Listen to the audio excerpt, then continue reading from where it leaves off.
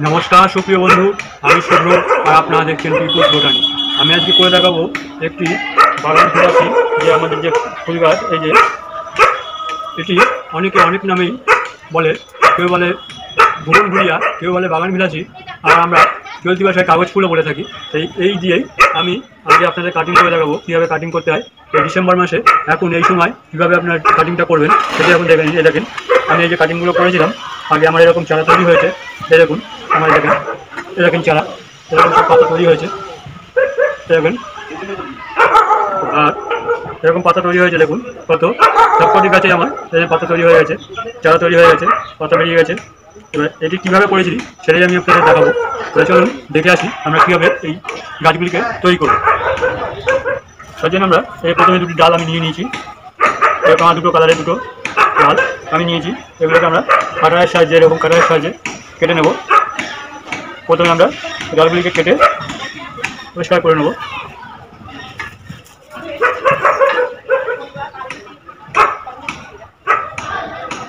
এরকম অংশ থেকে আমি এরকমভাবে কেটে নেব।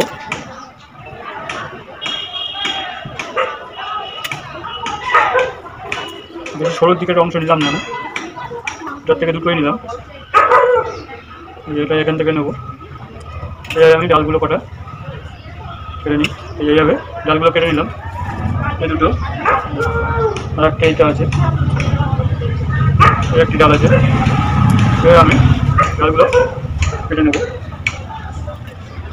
আপনার বন্ধুরা এইভাবে ডালগুলো কেটে নেবেন। বন্ধুরা, যদি ভিডিওটি ভালো লেগে থাকে, ভিডিওটিতে একটি লাইক ও চ্যানেলটিকে সাবস্ক্রাইব করে আমার পাশে থাকবেন। এবং যেসব বন্ধুরা আমার চ্যানেলটিকে সাবস্ক্রাইব করেছেন, আমার পাশে আছেন, তাদের অসংখ্য ধন্যবাদ। এভাবে আমি কটি ডাল কেটে নিলাম। এই কটি ডাল আমার হয়েছে। এই পাতাগুলি আমি সব কেটে দেবো, বাদ দিয়ে দেবো পাতাগুলো, পাতা রাখবো না। পাতাগুলো আপনি সব বাদ দিয়ে দেবেন।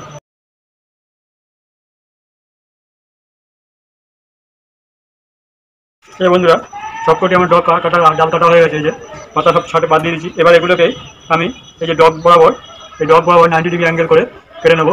এই দেখেন, এভাবে 90 ডিগ্রি অ্যাঙ্গেল করে ডগ বরাবর, এই ডগ বরাবর এখান থেকে কেটে নিলাম। আপনার বন্ধুরা ডগ বরাবর 90 ডিগ্রি অ্যাঙ্গেল করে গাছগুলোকে কেটে নেবেন। এই যে আমার এই সব কটা কাটা হয়ে গেল ডগ বরাবর। এবার একটি পাত্রের মধ্যে জল নেব।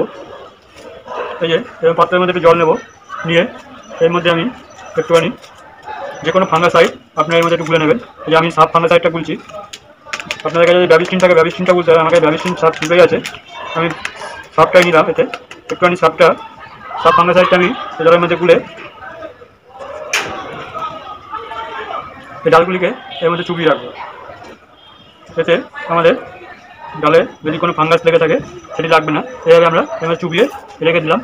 এবার যে পাত্রটির মধ্যে করব, এই যে আমরা এই পাত্রটির মধ্যে করব, এই পাত্রটিকে আমি মাটি, নর্মাল মাটি, আমাদের যে গার্ডেন সয়েল, নর্মাল গার্ডেন সয়েলটা নিয়ে নিয়েছি, আর তার সাথে একটু সাদা বালিটা আমি মিশিয়ে নিয়েছি। নিয়ে এইভাবে মাটিটি আমি তৈরি করে নিয়েছি। এবার এর মধ্যে আমি এই জলটা একটু দিয়ে দেবো। এর মধ্যে এবার একটু জলটা আমি দিয়ে দেবো। এই যে জলটা দিয়ে দিলাম। জলটা দেওয়াতে মাটিটি আমাদের সেট হয়ে যাবে। এবার আপনারা মাটি দিয়ে তৈরি করে নেবেন। আগে এখানে বালি দিয়ে, এমনি বালিতে না, এটা মাটি দিয়েই করছি, মাটি দিয়েও সুন্দর হয়। এভাবে ডালটাকে আমরা দুদিক দিয়ে ভালো করে ফাঙ্গাসাইডের জলে চুবিয়ে দিলাম।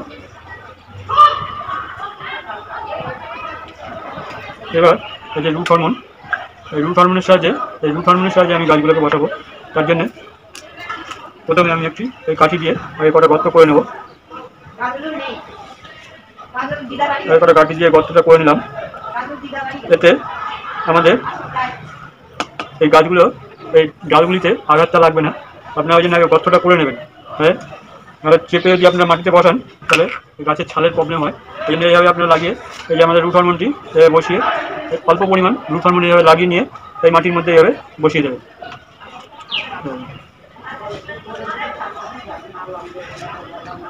এবার বন্ধুরা আপনারা করে নেবেন। এবার আমি সবকটি ডাল পুঁতে নেব।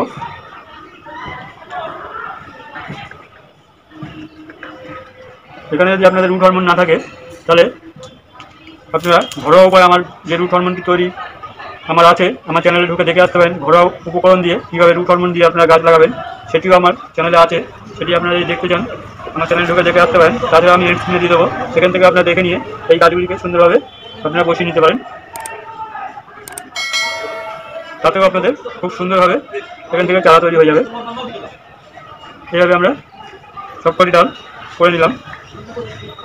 এই সবকটি ডালে আমি এভাবে পুঁতে নিলাম।